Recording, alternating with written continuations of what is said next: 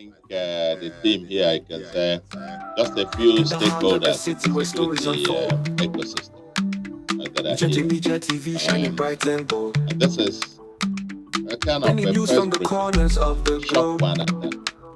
And, Connects us together. coincidentally, No today, matter the 17th road. of December, marks the 33rd month, 2 years and 9 months of our assumption of office. And the next week, Wednesday, will be Christmas. It's quite auspicious that we're having this session. Just a few statements about where we are and where we're heading to in terms of our security. And,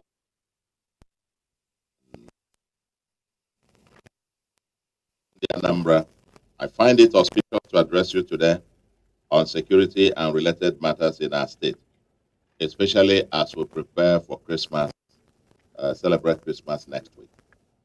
Security, law, and order remain pivotal to the attainment of our vision of a livable and prosperous homeland.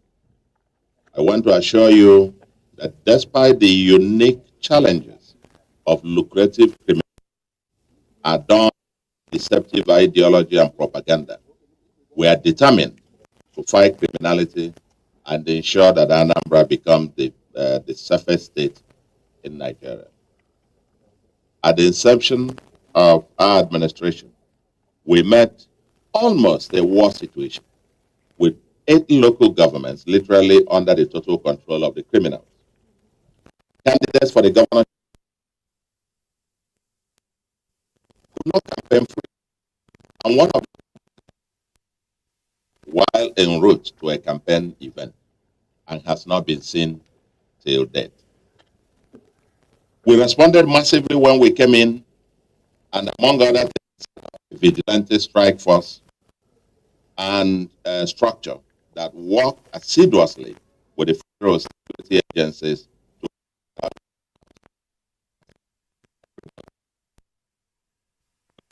I'm happy to report that we recovered those 8 local governments under total siege. However, we've noted that with time, some of the criminal elements have returned to some of these locations, and there have been troubling reports of kidnapping for ransom have surfaced again, and there are instances where lives were lost or vehicles snatched and never returned again. As a government, we take every life as sacred and treat every case of kidnapping seriously. I want to assure the Anambra that we are ready to once again take them head on. But this time, we shall triple our efforts and expand the scope and depth of our operation, given the dynamic nature of the criminal enterprise. The details of the kinetic operation we are rolling out will not be discussed at this briefing. We will, after 2025, that's basically after next month, launch our comprehensive security ecosystem, kinetic and non-kinetic agenda. We are convinced, personally, that brute force probably address maybe 50% of the challenge as first and necessary first step. But it must be complemented by a coterie of non-kinetic approaches that will, among other things, involve the mass mobilization of our people towards a society in which everyone has a stake. The various security agencies, the police, DSS, the Army, the Navy, the Air Force, Civil Defense, as well as our vigilante and other special forces, the NDLEA is here, are working day and night to secure our state. We are facing 4 major challenges which reinforce each other: kidnapping to armed robbery, cultism, drug epidemic, and touting. Add to these the resurgence of criminal idolatry, which offer the criminals a sense of invincibility, and hence their daredevil brutal activity. Our security agencies are combating this crime in some ways, but we will triple our efforts going forward. Anambra State Special Anti-Touting Squad, aka SASA, a body formed in October last year, is living up to its established mandate, which requires that they get out of the streets, transport, environment, and markets, and is on a stronghold mission on these touts and drug peddlers. They have picked over 3,000 of such criminals. We shall work with the National Drug Law Enforcement Agency to implement the National Drug Control Master Plan, which is a comprehensive framework for controlling drug-related issues across the country, towards developing a formidable strategy against drug-related crimes across the 21 local governments of Anambra State and all the communities in the state. Drug is an epidemic. Every nook and crannies, you see them selling, they're selling banana and granite.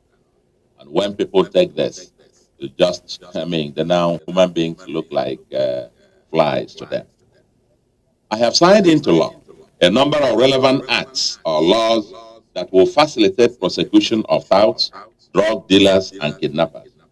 We have been testing these laws to ensure that they are effective. The criminal justice system met punishment to those who run foul of these laws by bringing them to court. In the light of the challenges before us, ladies and gentlemen, we have adopted a multifaceted approach to address them. Going forward, and like I said, next month, end of next month, we'll be launching this whole comprehensive approach, almost codenamed Operation Udogachi. Today is not the launch. On the day of the launch, we're going to roll out the vehicles. If you look by the side, you can see some of the vehicles that are here already. Udogachi translates to Operation Peace Shall Reign, or Peace Must Prevail in this land. An expression that underscores the envisaged end result of our security intervention. We are unveiling in the first instance about 1 vehicles that will be branded in Operation Udogachi insignia and equipment as a way of signaling to the Anambra that we are ready to fight and prevail over the security challenges. They will be active in all the nooks and crannies of the state, with patrols as necessary, and pin down, stop and search operations as also necessary. I know pin down, stop and search comes with it all manner of inconveniences. Ideally, you will say this is outdated in this day and age. But given the kind of criminality that we are facing, almost like a state of emergency, everything is thrown into the ring, and including this, at least for the time being. And so we ask those who might be delayed in traffic, that might be causing some traffic jam some places, and so on and so forth. We're also working with the security personnel to ensure that this doesn't turn into a matter for extortion, which is the usual complaint that people make about this stop and search infrastructure. They will be backed by technology-based security solutions such as the call center owned by the state, with the toll-free line 5111. Toll lines 5111 is the security number that anybody can call anytime, or 0800220008. Of course, these numbers will be out there in the media. You don't need to get them out through this press briefing, which will enable the relay of communication to air response to critical situations in the state. Or another platform run by the Nigerian Communications Commission has the call line 112 for emergency communication. Operation Udogachi shall also be supported by the state's recently established Independent Communication Network, which enables security personnel to communicate flawlessly using walkie-talkies. We need people in the communities to give information to security agencies. Where you feel information given will be used against you, relay such information through our phone line in the Anambra call center, and we'll assure you of the confidentiality of any of those calls, as the case may be.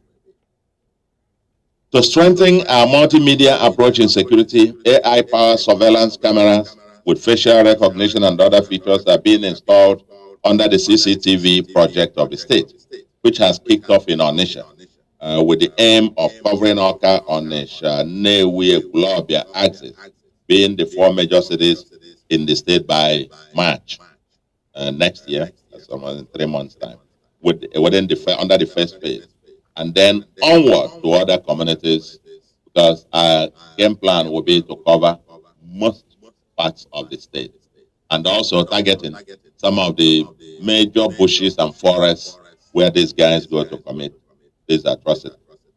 We are deepening the use of technology such that it is possible to track and trace criminals real time and apprehend them.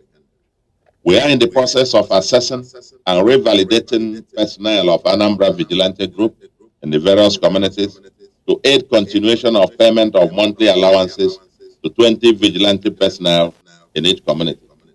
I've also given approval for training vigilantes after validation. In addition, forest guards are being trained from the vigilantes, forest working with the local community. To use this opportunity, ladies and gentlemen, to extend a hand of friendship and amnesty to the hitherto kidnappers or cultists or drug dealers, category of criminals, to surrender themselves with their weapon. And my government will ensure that they are rehabilitated, empowered to become productive citizens. All persons wishing to take advantage of this window should register with the Office of the Security Advisor to the Governor. And this window will remain open until end of February next year. That's almost 2 months now. I want to thank citizens of Anambra State who have contributed to the State Security Trust Fund. I salute the courage of some clergy who have stood up to call out the systemic monster that is upon us.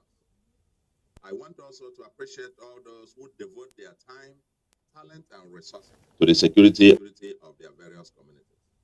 I salute particularly those from Ihiala local government. Currently, we have 4 FOBs stationed in various locations in Ihiala local government.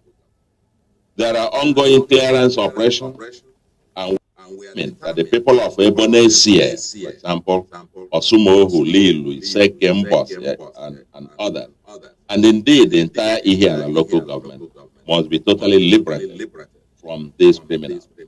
Also have Orumba South in that same category. I think these 2 local governments will be having massive onslaught on them.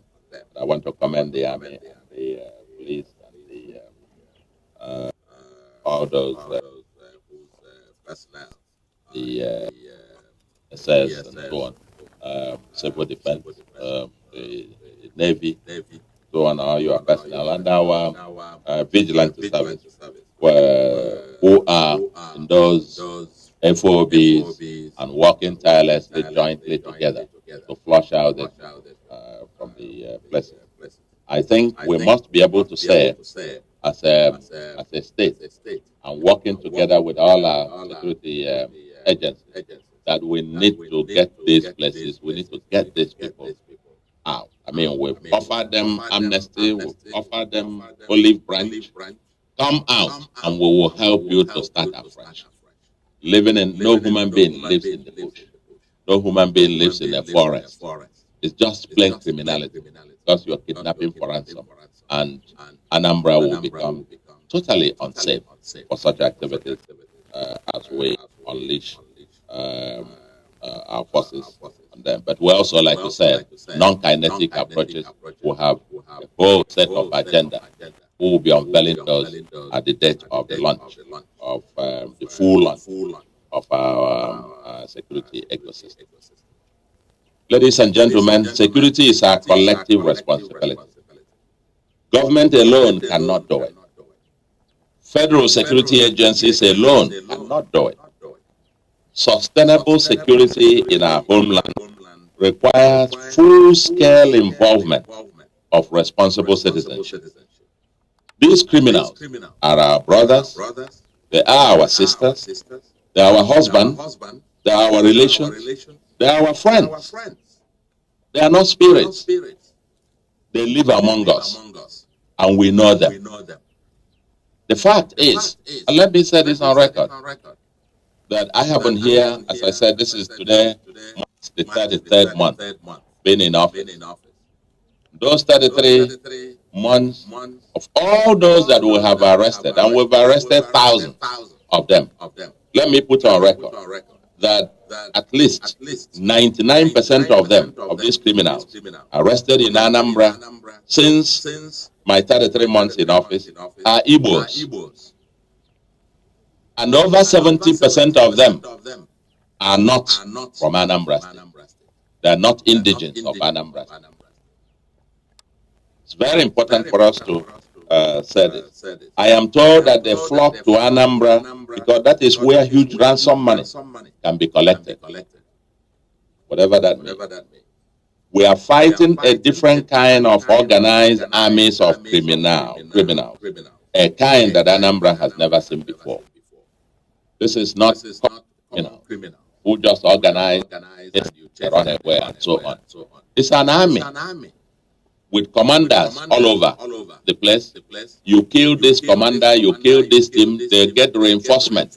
They get posted from even outside of Anambra to go back. Them out of Lille, they run to Mbos. You chase them at Mbos, they run to Iseke. You chase them from Agleze, they run to Oboji. You chase them at Oboji, they go to Werizuka. And so on. They just keep moving. Their commanders keep sending replenishment. So it's an organized army. This is not just like the usual kind of criminality that we're used to in the past. And it's important that our people understand the nature of the fight and for us to be able to prevail. It's a different kind, as I said. But we must all collectively confront the warped ideology and agitation that lead many among us, security personnel, as the enemy. Paradoxically, they see the criminals as the liberators. This is the nature of the fight, of the war that we are engulfed with, where the ordinary people, you see these Okada drivers, the person selling in the markets and so on. When they see the security personnel, they're the ones informing the criminals, oh, they are here, please take cover until they go, and so on and so forth. How are you going to win that war? How are you going to win? Police, the army, the personnel, maybe it's an indigenous it's come from maybe Ekiti State or Adamawa or Benue, or he has come from Abia and goes to your village. He doesn't know anybody there. Doesn't know anybody. It's only when you show him the criminal that he'll be able to apprehend him. But when you come there and there is this culture of silence, everybody keeps mute. In fact, when they arrive there to come to save you, to secure you, people even see them as the enemy and see these criminals in the bush as the liberators. That's a very complicated kind of fight against insecurity that we are getting. So we must collectively confront this warped ideology and the agitation that actually lead many among us to view security personnel as the enemy and criminals as the liberators. Message we want to carry on and carry to every nook and cranny of our society, because we're not going to fight this thing on a sustainable basis without this particular issue. And those who contribute food and money and send to the house in the bush, and we will begin to treat them as collaborators, as part of the criminal. Because we understand that even in some communities, some people, including innocent women, they're contributing their farm produce and food to go and send to the criminals in the bushes, who will come out the next kidnap somebody for ransom. What a paradox. So I call on everyone, the town unions, and I can say leaders of town unions are here, the clergy, because the clergy in this part of the world, and particularly in Anambra, you could say 98% or thereabout are Christians here. The church has a very pivotal role to play in mobilizing the people, in helping to deconstruct the mental state of the people themselves. Because these people who go to the bushes, who go to those who are criminals, kidnappers, and so on and so forth, when you ask them their names, this one, what's your name? I'm Christian. It's Emmanuel. It's Joshua. It is Peter. It's Paul. And so on. They were all baptized Christians. And they live in the society. They still go to church. At least some of them may probably still do. Or at least, if the criminals in the bushes who are now worshiping idols are not there, we must mobilize the people so that they don't have continuous supply from our congregation who are joining them every day, so to speak. And so that's why I call on everyone, like I said, the town unions, the clergy, the traditional rulers, and some of them are here as well, and the civil society organizations to join in deconstructing the dangerous narratives that legitimize this criminality. Very dangerous narrative that does that. Because what was sold as a facade, if you like, was that, the Fulani headsmen are coming to invade us. And so we are now the liberators. We are now the ones to liberate you and keep you safe. But nobody asked the question. These people who have now come and gone into the bush, how do they feed 1 week, 1 month, 1 year? How? Without getting into criminality. How? It's not possible.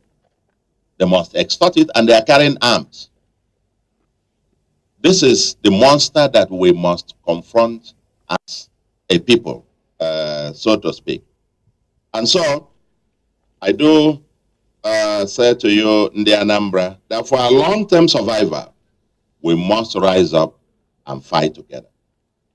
If you see or know something, say something. Say something. We'll give out the numbers, the confidential numbers. It happened when we came in initially. We distributed some numbers. But only the DSS people around me had those numbers.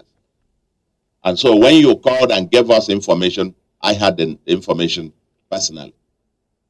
We're going to, in addition to these ones that we've given out, we're going to even give out more numbers. And at that initial stage, when we called upon you, many people offered and volunteered information to us, and which were very, very helpful in taking out many of those commanders and daredevil criminals, as the case may be.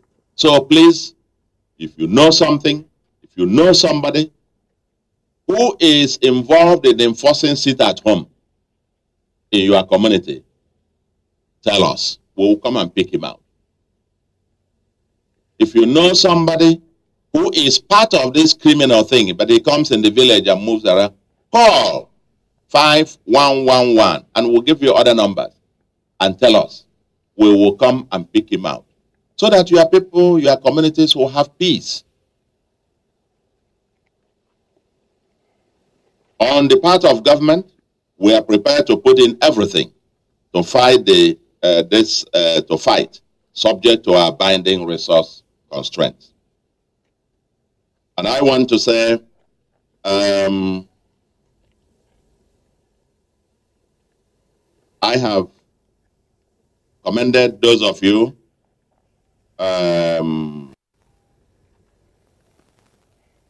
those who have been contributing in various ways to our security trust fund, to those who are helping to fund security operations in their various communities, those who contribute their time, their money, their resources, their talent, and so on. We'll have a new special advisor on community security. And I think we'll also be working very closely, intensely with several communities and your vigilante service, and to really get them fit for purpose. And we get to this war. I have expressed, because yesterday I got call from stakeholders of one community in Ihiala local government and saying, putting together resources and they're ready also to get to fight to rescue their communities. Because nobody will rescue any community in spite of the community. The people must own it. The people must take ownership of their communities and be determined that they want to rid their communities of criminals. Because if you allow the criminals to get into your community, stay in any bush or any part of your community, and this is a message we're going to carry to all the president generals and the traditional rulers. If you let any criminals take over any part of your domain, then they're not there. And that is, at least if they are coming, we assume if they are coming and you are not part of them, you should be the first to give information to security officers that here is where they are. And if you are really in charge of your community, there is no way, as a traditional ruler, as the president general, you will say you don't have information about who and who and who are behind this. It's not possible. It's just not possible. So we're going to be depending on the traditional rulers and the president generals, the leaders of the communities, to take ownership of their communities. Give us the information and we will come and take them out as day follows night. Otherwise, sooner or later, what we'll do, we've announced it before, but we've now, sending a bill to the House of Assembly. They codify that. For those who keep kidnapped victims, as you know, once you keep kidnapped victims, that place becomes the property of government under the law. And we're going to apply that same law to those who allow their land to be used by these kidnapped kingpins. Because when they establish a camp in your land, then that becomes the place that they keep kidnapped victims. And we will take it as such. So if we come there and clear them, this clearance operation, the land becomes that of government. We'll take over the land, and it belongs to government. People must take ownership of their communities. So, on our part, we'll do whatever is necessary and whatever subject to our resource constraint. But I must also use this opportunity to thank the federal government. I must express our gratitude to the federal government and all the various service commands, the Army, the Air Force, the DSS, the police, the civil defense, the Navy, the NDLE, several of the other military institutions that are working day and night to help us. I use the word help us in the Anambra because we're talking to ourselves. This, we will say, on the one hand, yes, they are doing their job. But somebody is posted from here, he's from Benue, or he's from Adamawa, or he's from Ogun State, and so on, he's been posted to come here to help you, to keep us safe. They are the people who have come to help us to remain a safe and peaceful place for us to do our business. So we need to appreciate them. And I want to use this opportunity to appreciate our various commanders who are representing these various security agencies here, and extend our thanks to agencies. Several of them died. And on this moment as well, I want us to say, may the souls of all the gallant forces who have died on the line of duty come to keep us safe, for us to walk the streets safe. But these criminals come and shoot somebody who has done absolutely nothing to you. The other day, even 2 days ago, there was a shootout between the army and some of these hoodlums in Ihel. Some wounded. They also carried their own their casualties and so on and so forth. My heart bleeds when I see these young men all over dying like chicken. My heart bleeds, because for our people in the Anambra and the Igbos generally, for the Igbos, I said to you, we must confront this monster, because we are going back to the state where we were after the Civil War.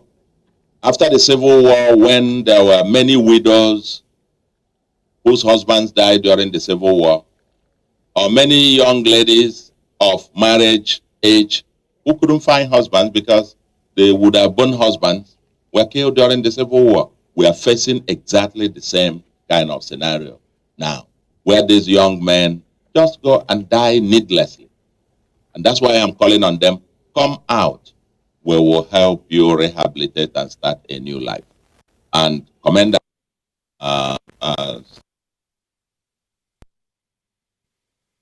for the uncommon sacrifices just to walk the street.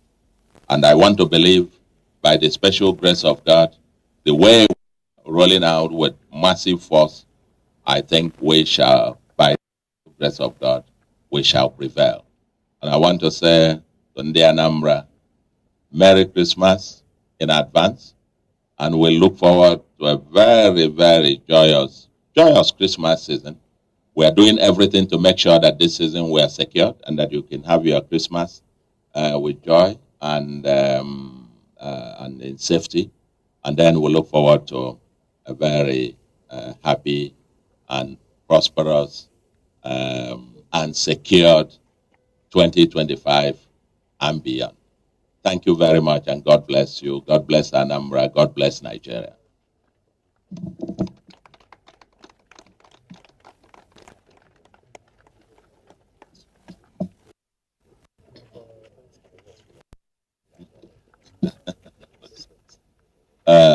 No, I don't want to. Maybe if there is anyone. Is there any question? That one? One or two? Okay, David. No. Yes. Yes. David. Good afternoon, sir.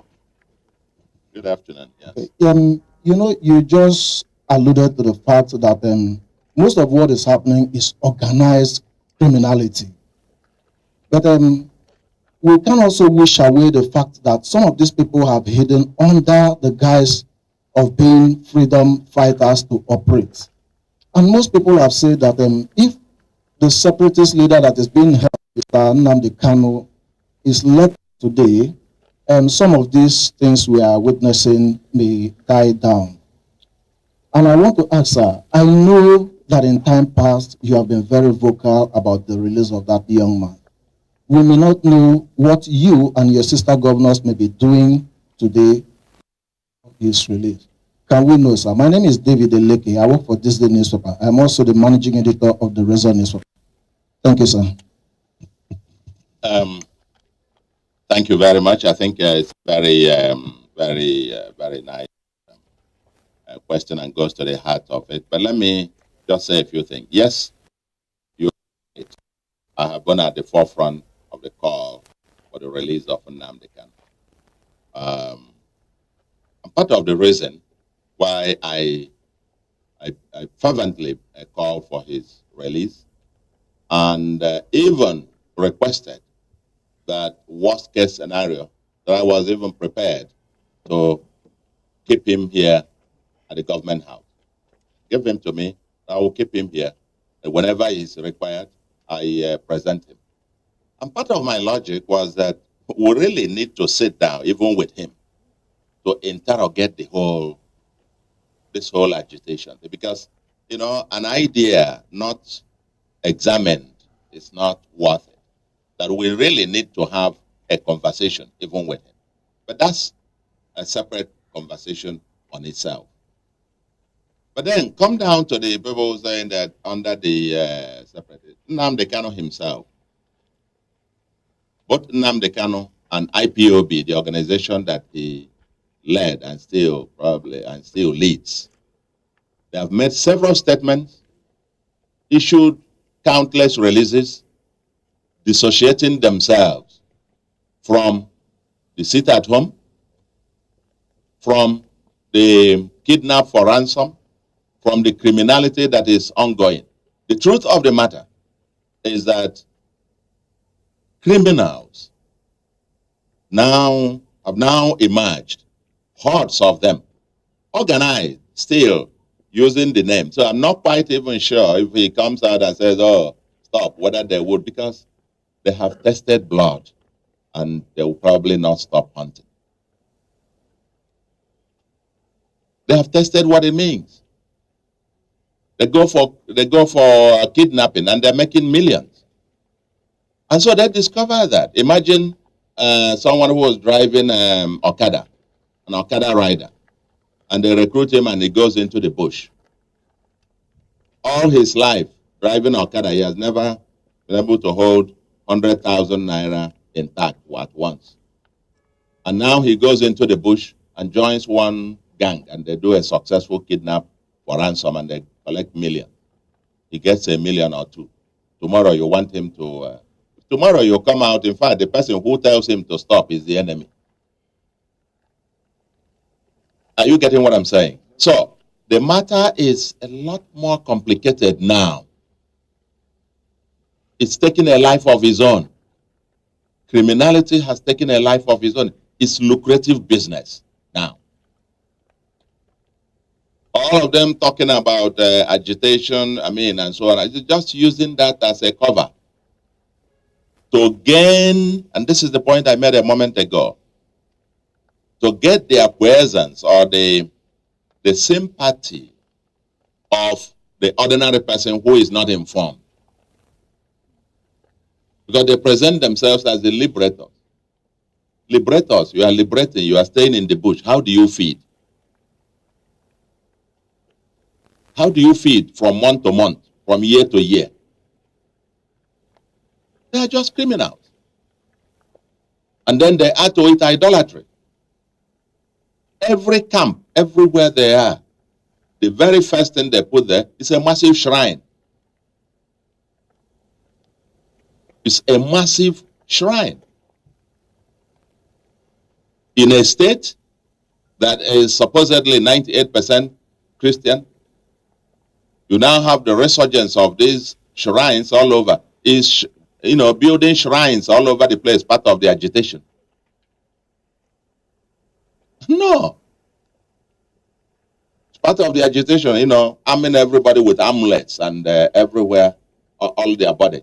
And they go out shooting ordinary people. Is it part of the agitation? It's part of the agitation, and the question must be asked. If anybody claims that part of why he's doing that is for agitation, when you finish killing the people you're agitating for, whom are you going to govern? Or if you turn the homeland to be desolate, and everybody runs away from the homeland, how? So we must separate the two things clearly. And in my mind, I have clear separation of the two. Because Nnamdi Kanu himself has made a statement. I visited him in detention. And he said the same thing to me. So I'm not quoting anybody. He told me he doesn't support the sit at home and doesn't support the criminality that is going on by these people. And they have come out time and time again, dissociated themselves from that. There was one in Finland spewing all manner of hate and inciting people to get onto this. IPOB has also dissociated itself from that one as well, and his autopilot. And now, but you see, these guys are, I'm sure there will be maybe another 10 or 15 such other groups making money. It's what it is, lucrative criminality. Lucrative criminality. That's nothing to do with any agitation or liberating anybody from anything. They're just searching for their pocket. In the heart of the city where stories unfold, NjenjeMedia TV shining bright and bold, bringing news from the corners of the globe, connects us together, no matter the road. Oh, just right.